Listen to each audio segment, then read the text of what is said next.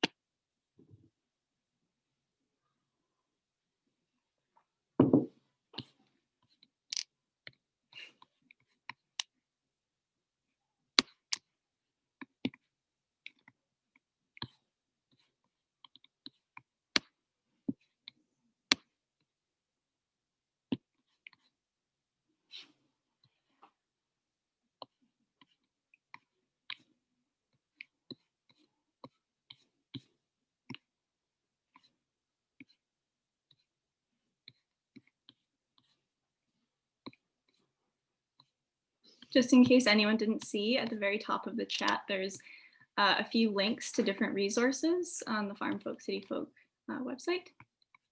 So you can just scroll up and find those.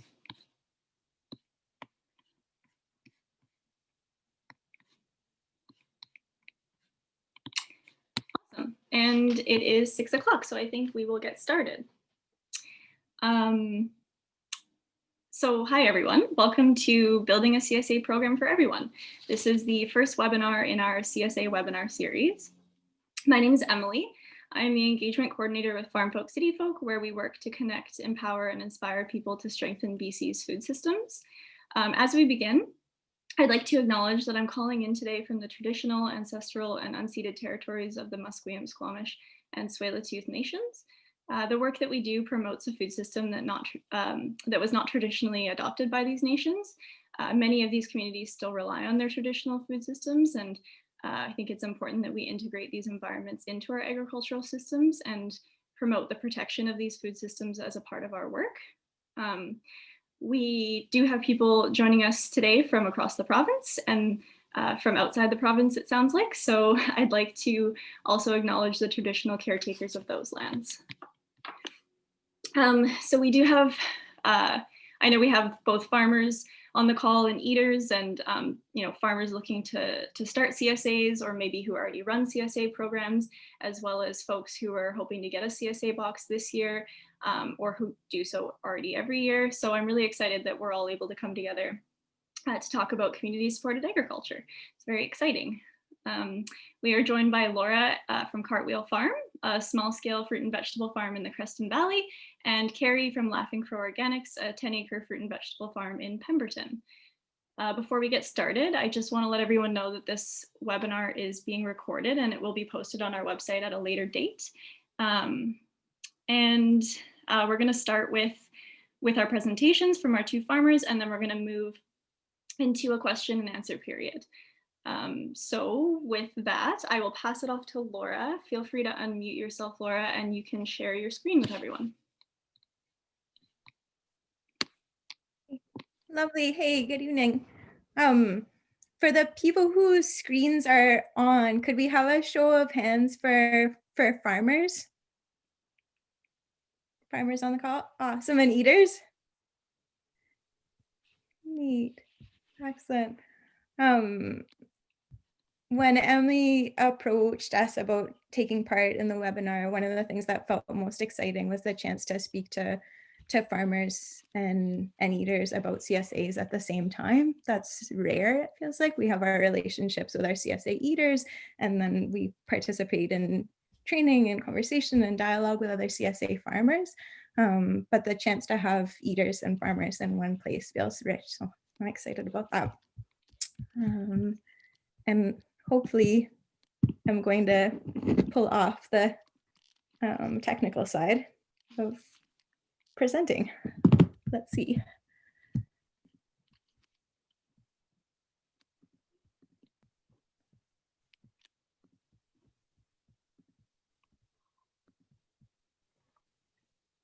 Does that feel like it's working? That looks great. Okay. So I spent quite a bit of time thinking about this topic of community supported and supporting agriculture for everyone, and how to talk about what we do in a group of both eaters and farmers.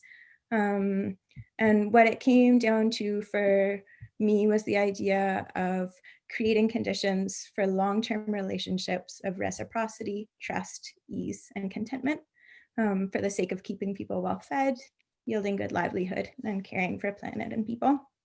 And so my hope for today is to be able to give you guys a bit of background on our family farm, the CSA that we offer, the creating conditions kind of philosophy or approach that we've taken to staying sane while we offer a CSA, why we focus on building long-term relationships, and then what it means to us to focus on deepening reciprocity, building trust, fostering ease, and cultivating contentment for ourselves and for the people who eat what we grow. So a bit about our farm. That's my family and our garden. So I'm Laura, my partner is Nigel. We have a 3-year-old who helps and does the opposite in the garden, and a farm dog. Since we started farming, our goal has been to try and create a farm that feels right for our family, for our time, and for our place. We farm on the traditional territory of the Yakanuki people, a band of the Tanaha Nation, and we live, farm, and sell what we grow close to us in the Creston Valley. The community that we serve has a population of about 15,000 people, so town of Creston is about 5,000, and then the rest are spread over about 100 kilometers. That's the community that we feed. We grow mostly vegetables, and then some herbs and some fruit, and our farm is certified organic. 2015 was our first season farming, and we started with very, very little experience. So we're going into season 7 now, but we basically had 1 season apprenticing with some older hobby gardeners before we bought our farm. It always feels important to me, for the sake of the farmers, to give some context about what our farm model looks like. So we own some land, just under 7 acres, and then we lease land across the street from our neighbor, mostly because she wants us to grow in her yard, and that's about 1/4 acre. The garden itself is just over 2 acres. So that looks like 120 100-foot garden beds, basically. We have 1 larger heated greenhouse where we do all of our own starts and grow tomatoes, and then 7 unheated caterpillar tunnels, and that allows us to have a longer season. We use 1 serious tractor on the farm, and then we have access to 2 walk-behind tractors from a local tool library that stays at our farm. But mostly we just use our hands and lots of hand tools. The first year that we grew, it was the 2 of us and me part-time, and our goal was to not need to employ anybody. Like, we were just going to do it all ourselves. We now rely on an awesome team of about 11 people this season. So that's 3 people who are with us most of the time, and then a motley crew of mostly retired people who drive for us, and 13 and 14-year-olds who come in and speed weed for us once a week. So a good mix of people. We sell to restaurants, grocery stores, and at our local farmers market, but the heart of our business is our CSA. That's what our farm is built around. In 2020, we met our goal to be a 6-figure farm, so grossing over 6 figures on the farm, which felt impossible when we first started, but we still really rely on off-farm income to keep our farm going. And that's our garden.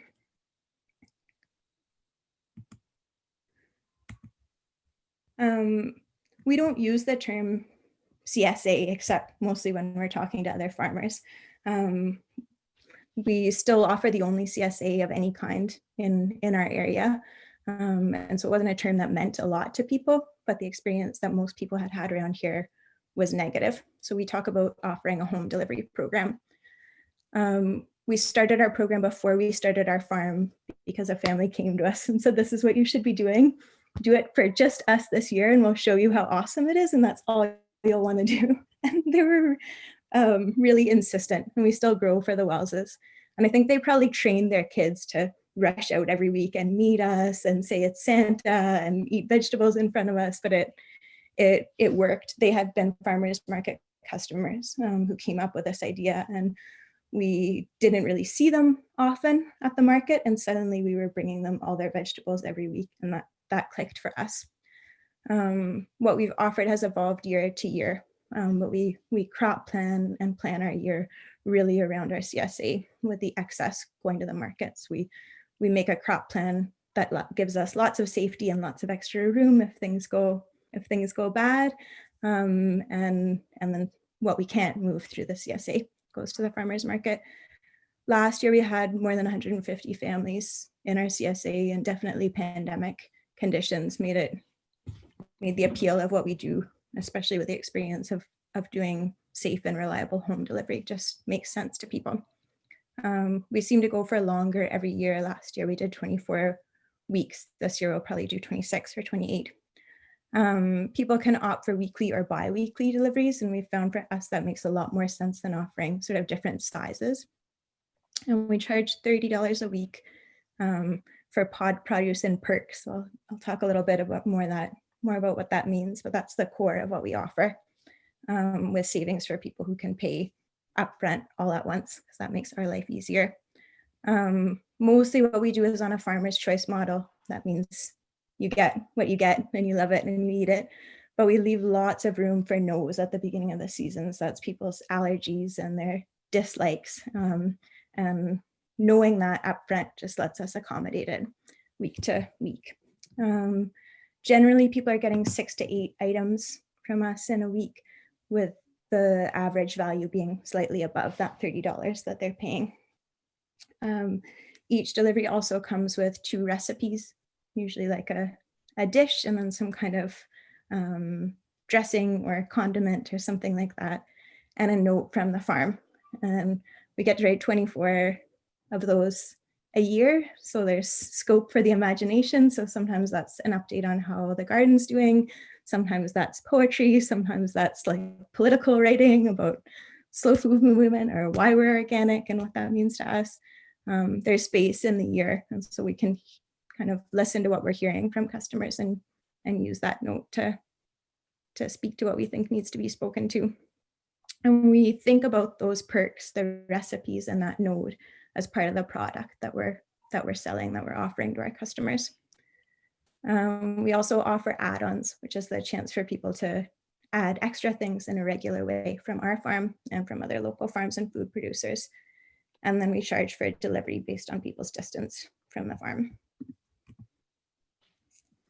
So you can see a little bit what packing in non-COVID conditions looks like. There's a whole crew of people. We do it really quickly. We've taken to timing how many person minutes it takes to pack a bag in a week, and then competing with ourselves to get faster. That helps our team. And then everything goes out in a brown paper, recycled, compostable bag with a recipe and the list of what's included each week. So that's sort of a glimpse at what a general sort of note recipe setup looks like for a week. So one week might be advice on how to start eating greens at breakfast time, and another week might be thoughts about the kind of food philosophy that inspires us. And that gives me some space to, on Wednesday mornings, decide what I'm going to write about. So creating conditions for long-term relationships of reciprocity, trust, ease, and contentment. This is what we try to do with our CSA. For us, creating conditions means not trying to be masters of our garden or of our business, but kind of embracing that the best we feel that we can do is to put in place conditions for things to thrive. And for us, that starts with noticing ourselves, our customers, and our farm.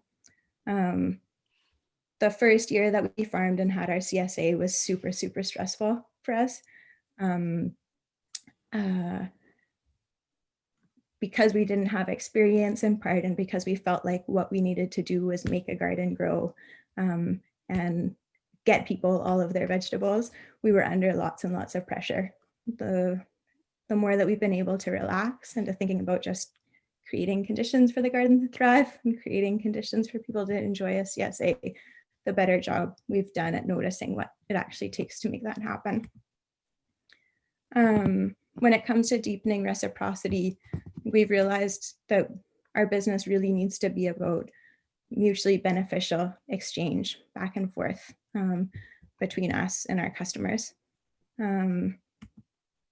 And so that's been learning what our customers are actually looking for out of a CSA. I think the first year we were so concerned about meeting people's vegetable needs. That's what we figured people had come to us for. And we realized that, especially for those initial 30 friends and family, that's not what they were looking for. They were looking for a community. They were looking for a feeling that they were supporting a farm. They were looking for new ways of eating. The flip side of that has been understanding what we're looking for from the farm and knowing that that's more than livelihood. And season by season, we sort of adapt what we're doing to better reflect both sides of that relationship. The long-term relationship piece for us is about the fact that we don't just grow food, we grow food for specific people. And because of that, they have preferences and desires and things that they're looking for, and we're real people who are growing as farmers.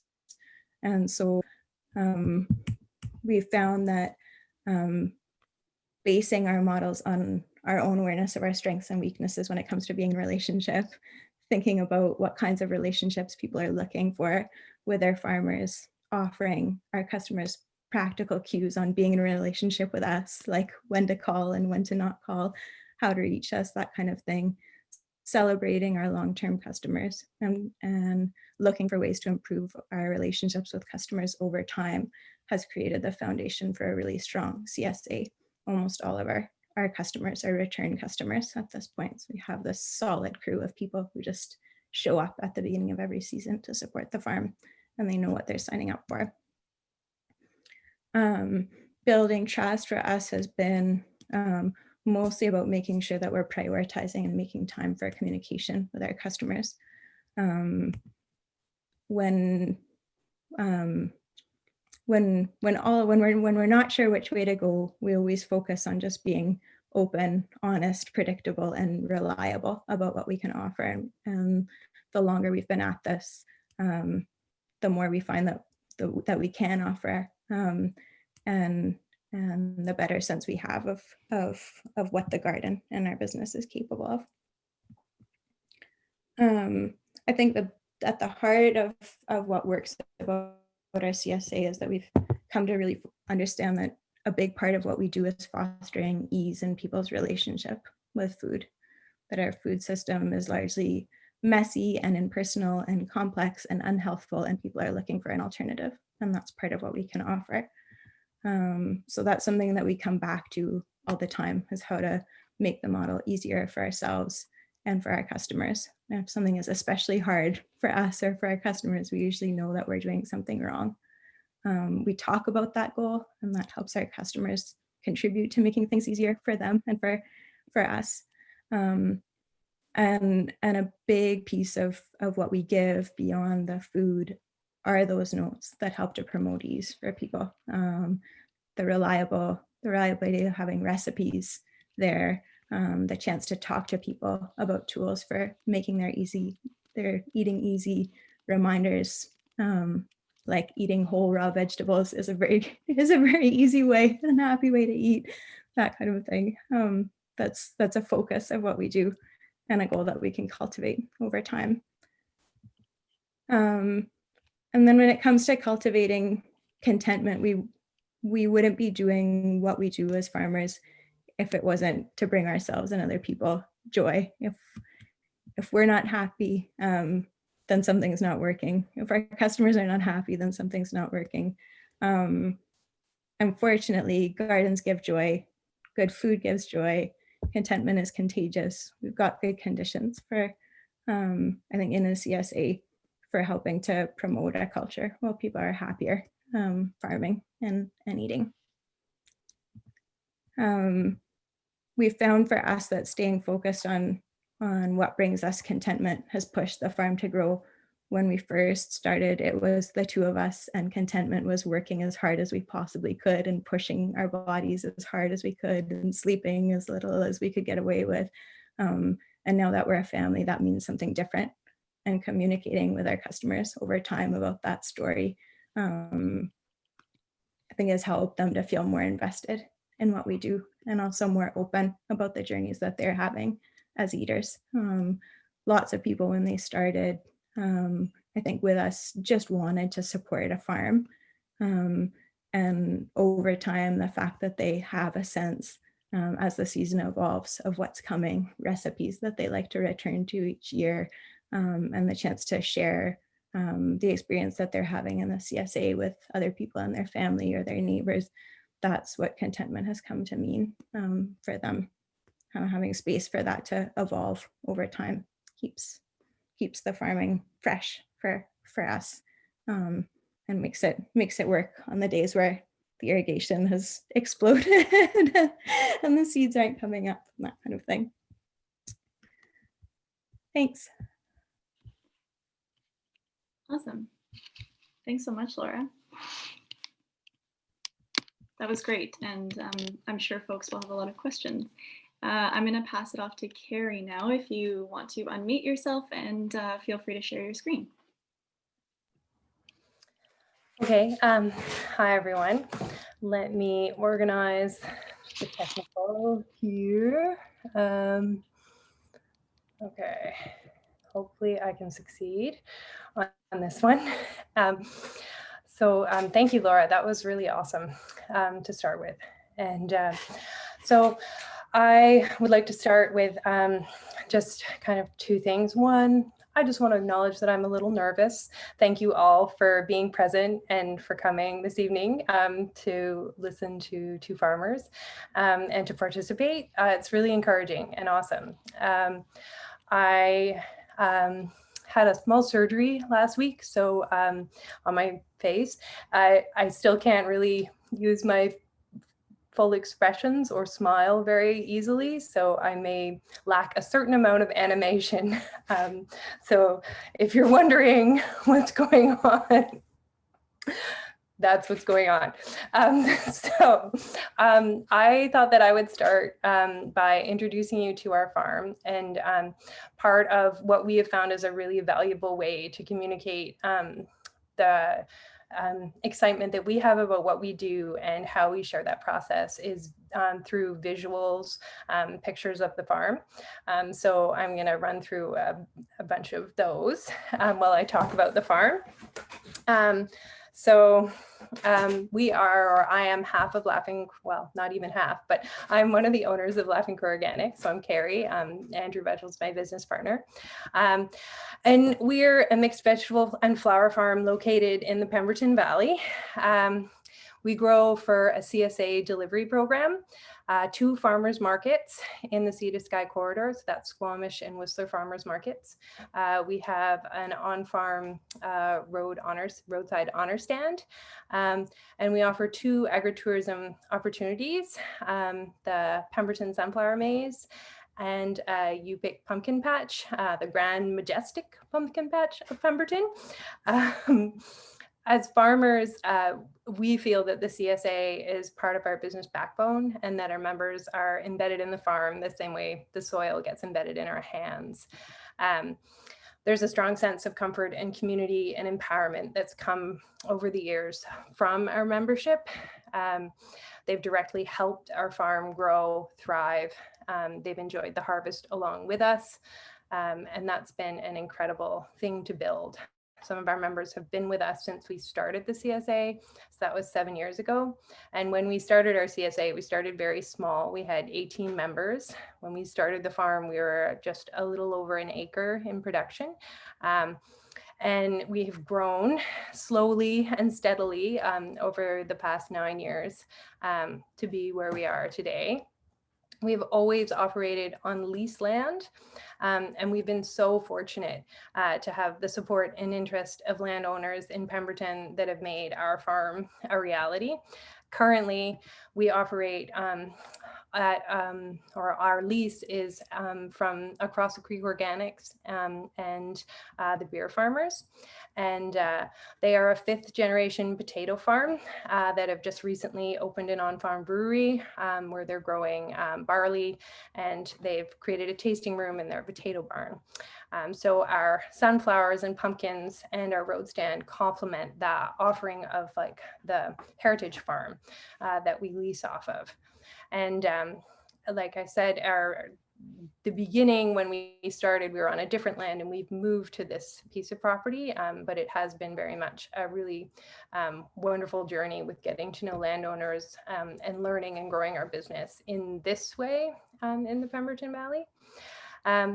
And so I had a little bit of a preview of like what Laura's talking points were. So I thought that I would zoom in a little more to a couple of pieces. So for us, what we consider the strong backbone of our CSA is basically our membership. We think of them as rock stars and often refer to them as such.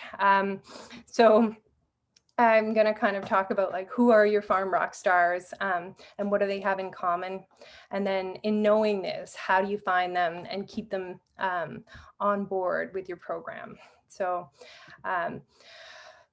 the first kind of piece is like, who are those people? And a lot of, there's no like appearance or anything like that. The people, often we have like a shared value. There's a lot of exceptional people around us in our community and in the world. And a lot of these people share like attributes that I would aspire to, or that I feel like are very admirable.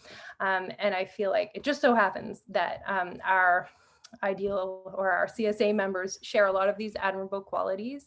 So I feel like that needs to be recognized. It's not kind of a sale point, but these would kind of be that our CSA members are making purchasing decisions for more reasons than only the price. This doesn't entirely relate always to their food purchases, but it's kind of the mind frame around how they're consuming.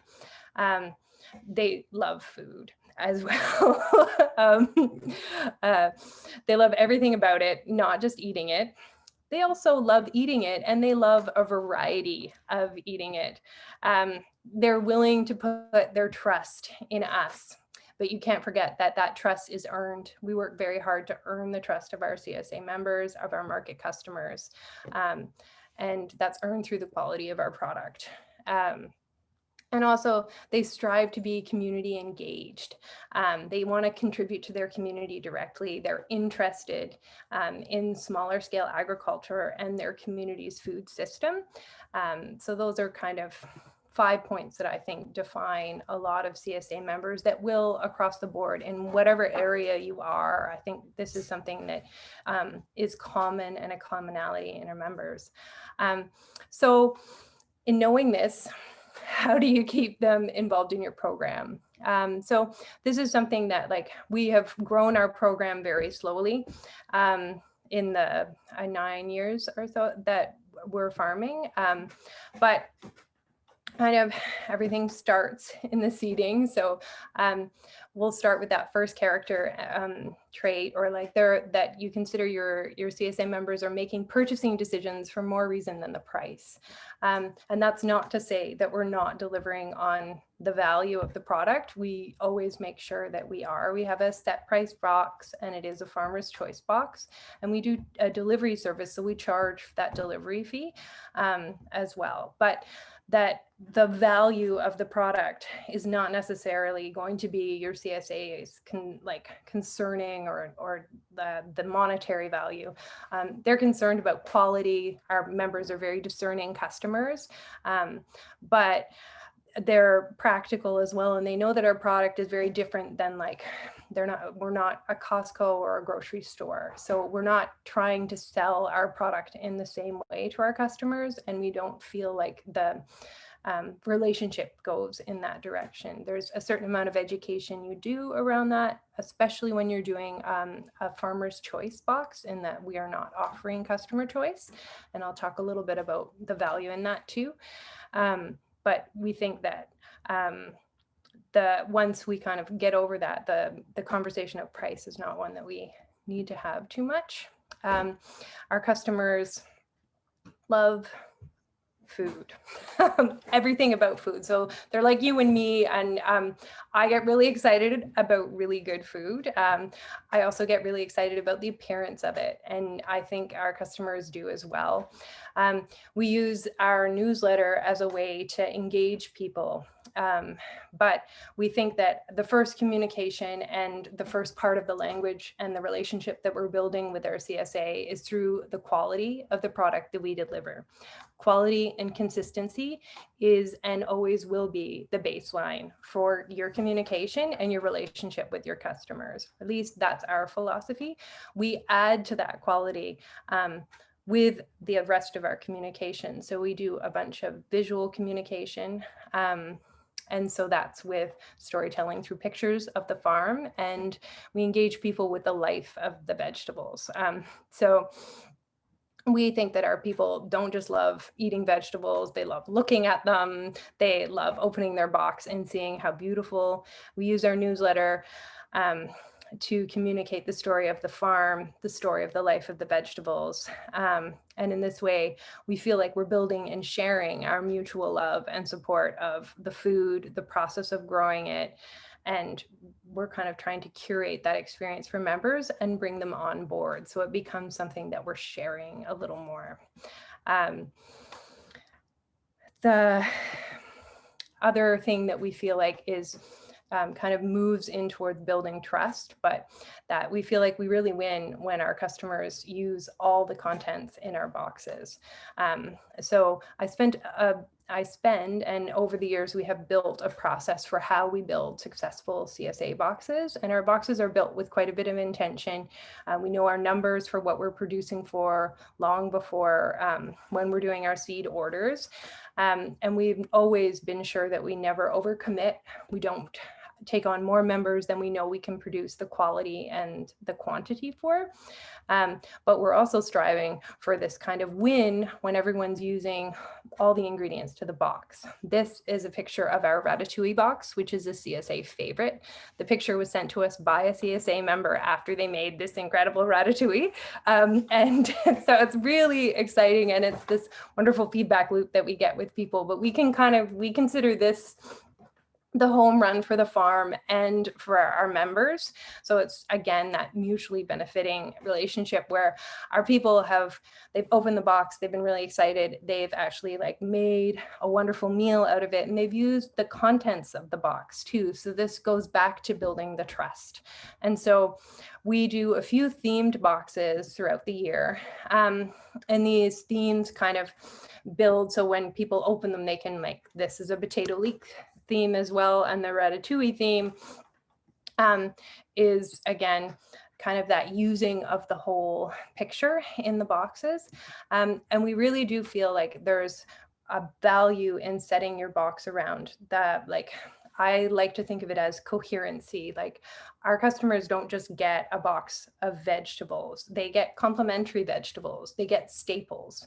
And so we build our box around what is commonly bought at the grocery store by people throughout the growing season, so that when they're using the vegetables, they're building the trust that what we're giving them is usable, it's easy to understand, they're getting complementary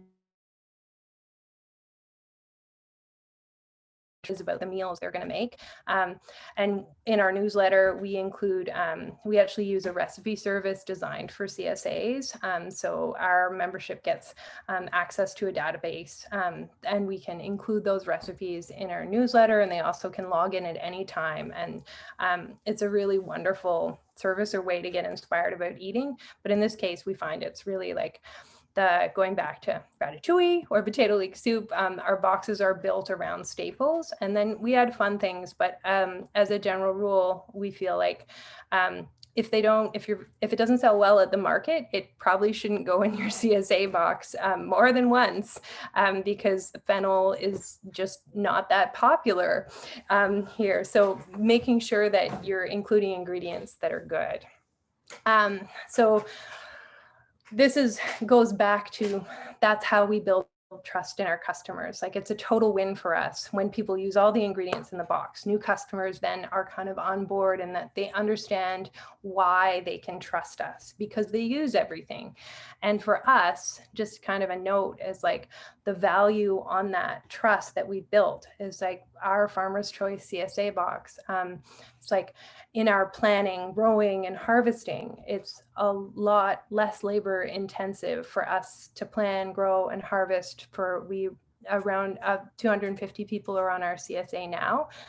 Again, we started with 18. We've grown slowly, but to plan, grow, and harvest for 250 boxes where everyone is getting the same ingredients is a lot easier and more cost efficient and labor efficient for us than it would be to supply a mixed portion of choice of vegetables for 250 boxes. So it's a very different thing, but we can only do that, and we feel that we only get to do that because we earn the trust of our membership.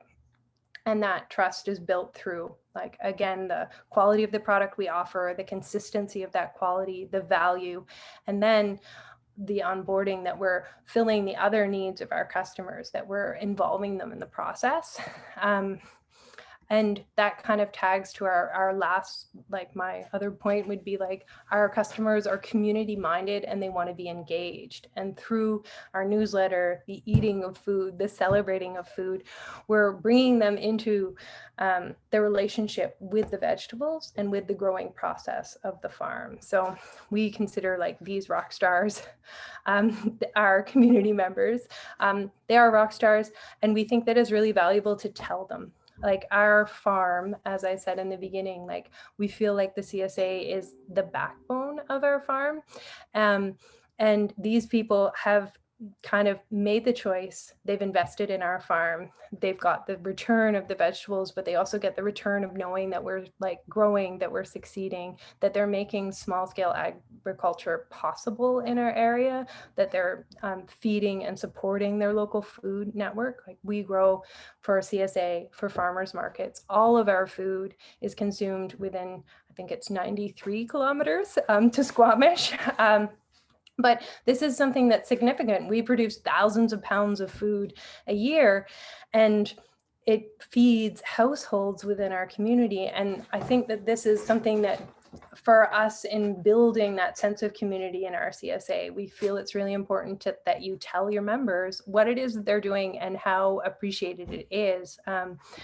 We feel like it's a total win-win for the farm when both our members and ourselves are sharing in the process. We try to cultivate a culture where we bring everyone along the journey, and the journey is a success. Our CSA has made the farm growth and success possible. And we continue to grow the farm and deepen our relationship with our CSA members as we continue that process. So we feel that this kind of like shared relationship of the building, growth, and support in like how we're both stoked on growing the vegetables and then sharing the process with our membership. They're our primary relationship, and that is partly through newsletters, through social media, through sharing the pictures, and then also sharing the food. But in that, we're all stronger. And like the bottom line is the eaters are our CSA members, and our customers are the other half of the equation. If people weren't interested in supporting smaller farms and more local food in their areas, then we wouldn't be able to be successful. So it's kind of to those people that we owe the process of, or like the thanks to be able to, because not everyone can or wants to grow the vegetables, but hopefully everyone wants to eat them. So those are kind of my thoughts. I didn't think of a good ending, I guess, but thank you, everyone. Those are kind of thoughts for like our process for cultivating and connecting with our CSA program. I'm gonna stop sharing my screen now. Thank you. That's great. Thank you so much, Kerry, for that. That was a wonderful presentation. So we can just jump right into our question and answer. I think just because we do have quite a few folks on the call now, it might be best to just pop your questions into the chat, and then I can go through and ask them. Hopefully we'll get through as many as we possibly can, but I can go through it and pose them to both Kerry and Laura, and then Kerry and Laura, just feel free to like unmute yourselves and answer kind of if you are able to. So I guess the first question that popped up was just around the delivery fee, and someone was asking about whether or not the $30 a week, for example, whether or not that includes delivery for you both. For us, that does. Laura, I don't know. Yeah, for us it doesn't. And I think we deliver, like our delivery route is 103 kilometers one way. And so it felt like for the people who are down the street versus the people who are 100 kilometers away, we needed to reflect that. So we have a 5 zone delivery model. If you're in zone 1, you pay $1. If you're in zone 2, you pay $2. And one of the reasons that we've done that is because it allows us to uncouple talking about the food piece and talking about the petroleum piece of the equation. And when people knew that delivery was going up and the food was staying the same, in the years that it's been like that, that's people feel okay about that. But for us, it's been important to separate it out. We basically deliver to all of our customers. Everybody gets delivery, whether they want it or not, and they pay according to where they live. Mm-hmm. And someone is asking if you know the cost difference between using paper bags instead of reusable bins. And just, yeah, because they've just mentioned washing bins for CSAs are labor intensive. So just curious about the cost difference, if you know it. Sorry, I don't know about the cost difference. For us, it would be a logistical difference. Like we use the standard blue Rubbermaid for CSA bins. It proved this year that we didn't actually have to adapt that to COVID because they are easy to sanitize. But for how we deliver, it's much harder to deliver in paper bags without the product being damaged than it is the Rubbermaid containers. So that's kind of the logistical why we make that choice. But I could see that there would be reasons if you could overcome the logistics of paper bags to make that work. And it would probably be cheaper than all those Rubbermaids, because we often joke we should have bought Rubbermaid shares. We have a lot. And the Rubbermaid costs seem to get worse and worse. Like we know people who use recycled wax boxes that they get from the big box grocery stores in their community at the back. That's probably a smart way of doing it. We use bags in part because we found that when we were using the Rubbermaid stuff cooked inside, it's really hot here in the summer, and we know lots, even if we ask for like a good cool drop-off spot, that was happening. I could get back on the costing of the bags, but it's not a lot, and generally we collect the used ones at the end, and brown matter that goes into our compost, and that seems to work for everybody. So for us, that's been an okay way of doing it. Awesome. Someone is asking, or just they would like to know more about the recipe service that Laughing Crow uses. Yeah, so we use a recipe service called Cook With What You Have. And it's designed for farms in the Pacific Northwest, basically, but she is out of Portland, Oregon, I think. And we heard about it through like the farming network. And I think it's awesome for us. Like I did spend a couple of years of rounding up personal recipes and creating like A to Z recipe folders on the computer. And to be honest, it's just easier, and time is money and your life. So when we could find something, she has like, there's kind of like 21 kohlrabi recipes, which is way more than I'd accumulated. And all of them are really good. And we tried it one year and we got such good feedback from our CSA membership about it. That we've decided to keep doing it, and it does. Like, we know our returning members love it, and so that's something that we use. I think there is one other company too, but for price point, it varies based on how many members you have. So you'll pay more or less depending on your membership, which I think is really fair. Great, thanks. So a question to you both. How did you first start to enlist CSA members? Laura, do you want to start? At the farmers market. So beyond people who are already in our immediate network, the farmers market was our main tool. And the year that we started the farm, we decided not to go to the market. So as we were winding down the season before, we let all of our customers know we won't be here next year. This is how you can get our stuff in the season that we were setting up the farm. And we tried to be really thoughtful when we were getting going about who we were taking on. We were in a great position because we were well connected in our community, and that trust piece is so key, right? We didn't want to overextend ourselves. So part of it was taking on initially people we were really comfortable with. And now we have families where we deliver to like 4 or 5 households in that extended family. It's like the parents on one side, the parents on the other side, all of the siblings in that family. And now we can just count on our customers. If we have extra spaces in a year we're growing, we let them know and they figure it out for us by and large. But yeah, we started with people that we knew, and that took some of the risk out of it. Yeah, and for us, when it's kind of we started with 18 members, and that was actually off of a list that Andrew had before we started the farm.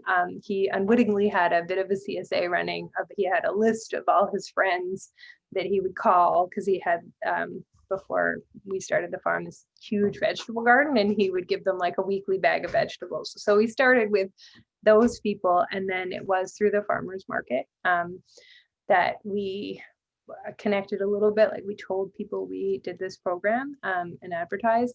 As far as like now, most of our like long-term customers are always returning customers, and we do kind of, like I said, we grow slowly, and we take on a little bit at a time to ensure quality that we can grow. But it is farmers market, and we have, if the question is around advertising, we've also advertised on Facebook. Originally, when we started, we would put posters up in the community on the community boards, but at the same time now, in the last like 7 years, social media has become a lot more present in everyone's life, and that is a way that people are connecting to farms or looking for it. So we found in our community, a Facebook ad was something that, or like, we would put it out on Facebook, and then people would sign up that way too. Awesome. And what are your next stages or goals for your CSA program, and how do you plan on getting there? And do you see any challenges involved? Laura, do you want to start again, or That's major for this year.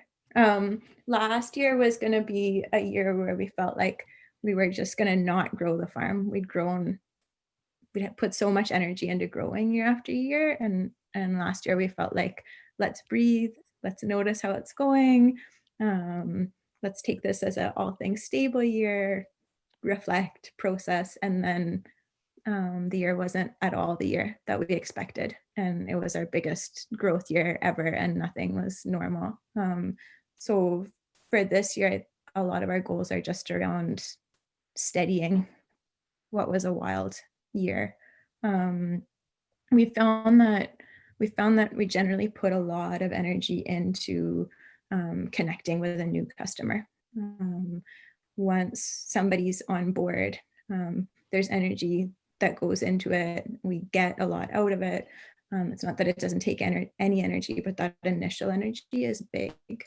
And so over the last couple of years, a lot of our energy has been going, if the cycle with customers is sort of get them, keep them, grow them, to thinking about what else we can offer. We know right now for a lot of our biggest vegetable eaters that they're still buying vegetables at the grocery store. And so a goal is to reduce the amount of veg purchasing that happens elsewhere, and also to extend our season so that we can do more for the customers that we have in a growing year. Cool. And yeah, for us, we don't have goals to grow our CSA exceptionally more this year. We're satisfied with the amount at this point. So that's kind of our, in essence, I think the next steps currently for us are we're constantly fine-tuning our systems, and the theme of last year and I think recurring theme this year is just carving out time for ourselves to be able to rest and to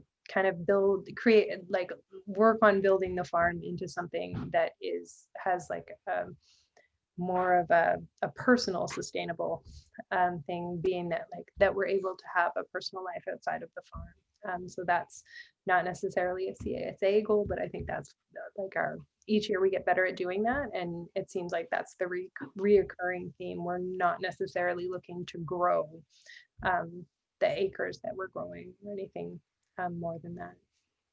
Mm-hmm. Great, thank you to you both. There's a lot of questions coming in, so I apologize in advance. We'll try and get through them.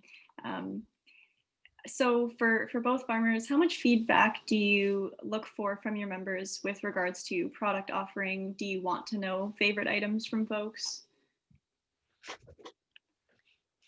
For us, I think that would be depending on the year you're in. Like if you're a farmer asking, it would depend on where you're at in growing your CSA. In the first 4 years, we really did our feedback at the end of every year. We would put out our CSA survey, and I would try and hunt down some of our rock stars who would come to market, and I would ask and pursue conversations with them to know what worked, if there was anything that didn't work, where they think things could be improved. And we're kind of at a different place, not to say that I don't think the system's perfect, but we're not looking for feedback from every single customer at every single box. It's not, I don't want it to sound like our retention continues to grow. And that's I think that is some of the best feedback you can get. But until you have that information and that returning membership and a strong sense of the product that you're delivering meeting the expectation, then I think doing surveys and connecting with your people in person and pursuing conversations to find out what didn't go over very well, or how you could better meet the needs of the people that are like in your area and their kind of their eating habits, their favorites, and what are their staple items. That would help to build. Hopefully that. For us, when we got going, we realized that most of our eaters didn't have a good sense of what it looks like to be a vegetable farmer. And we realized in a pretty hard way the first year that we're vegetable obsessed. We had been vegetable obsessed for a long time. That's what got us into vegetable farming.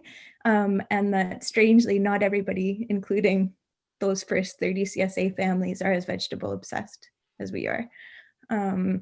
And so part of what we've looked for in feedback and what we've tried to build in our relationships with our eaters is the ability for us to take perspective. We can see things more clearly through the customer's eyes, and they have a better sense of what our world and our decision-making process and our crop planning and all of that looks like. That means that people have gotten better at offering feedback over time. We tried, the first year we put out a questionnaire, it was like a bunch of generic questions. And then the feedback came in. It was like, we can't do anything with this. This is all like valuable information, but it's not going to help us make the decisions that we need to make about next season. And so we still do a survey for everybody every year, but we try to really target it around the decisions that we're facing on the farm about, okay, is this going to come or go? Like recipes, do we keep doing that? Does it matter to people that we're rating it ourselves or not? Let's ask them that. That's the thing that we need feedback on. At the same time, I think our customers have gotten better and better at offering the feedback that they think we need to hear in order to keep them happy. Feel like we get better and better year by year. I'd say as a rule, we're always happier to a point to get more feedback from people. And we just let people know, like, unless it's a real issue, we might not always respond. And that keeps the communication flowing, and that feels good. All in all, this year, we let people know at the beginning of the year that positive feedback would be especially welcome because we were expecting a hard season, and people showed up and they offered it, and it meant a lot. Like the number of days this year where it was like one of us was crying a little bit at some point in the day, and then something really lovely came in, and we could offer that, like, hey, you got us through something today, thank you.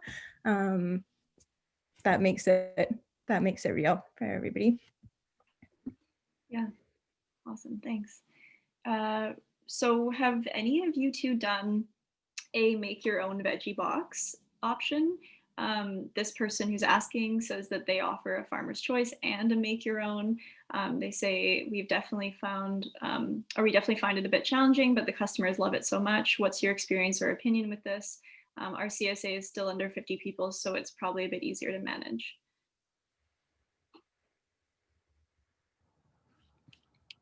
Do either of you have thoughts on how to make your own? I think I have thoughts. I don't have experience, is the direct answer. We've never done that. We did talk about it, and we evaluated, and I think the thought is that everyone loves the idea of choice, and not everyone wants to make the choice when they're given the choice to make choice.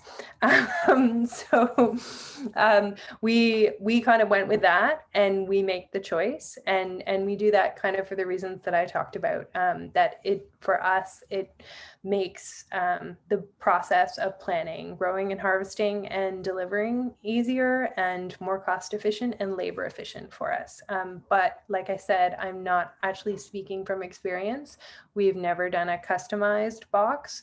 And we don't do a market style CSA where we set up and people come and take, in which case that would be maybe easier. I think by packing, that would still I don't know, I think that would be more labor intensive and more expensive.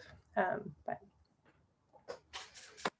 I would echo all of that, and then also say, in a like angry political way, I think we all need less choice around food, and farmers need more choice about what they're offering eaters.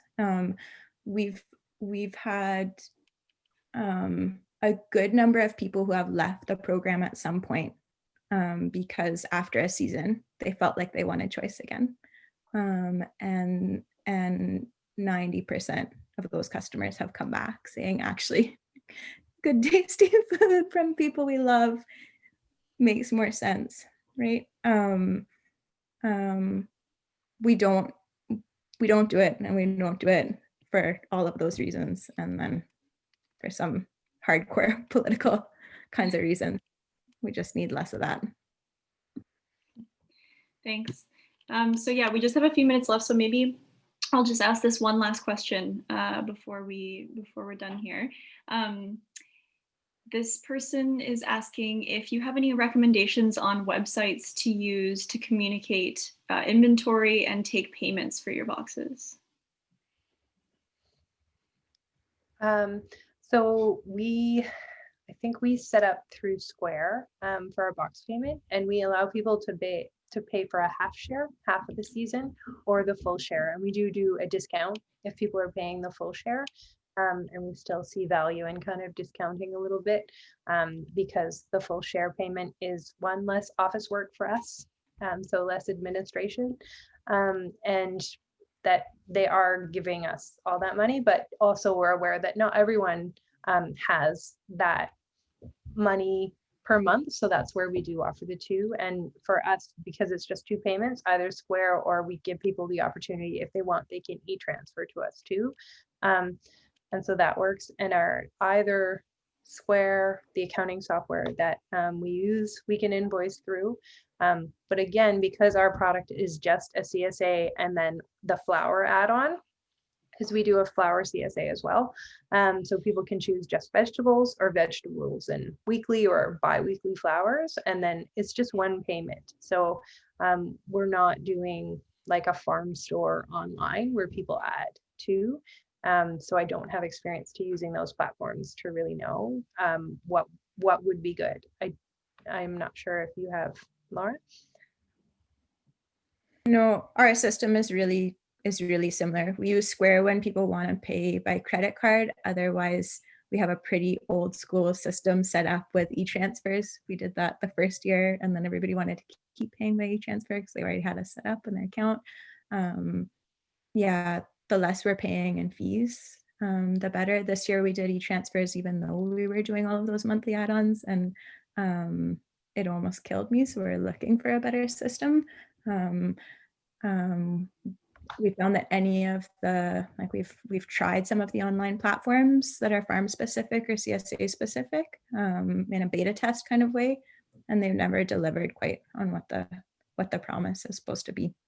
So yeah, no magic fixes from us. Awesome, thanks. So it is 7 o'clock now, so I'm just gonna wrap it up. I apologize, we couldn't get through all the questions, and I was reading through and there's some fantastic questions in there. So if anyone has any sort of burning questions that they really want answered, feel free to email them to me, and I can try and get them answered for you for sure. So I just want to say thank you to everyone who joined the webinar. It's really great to get people together online and discuss strengthening local food through CSAs in BC. So thank you to everyone who joined.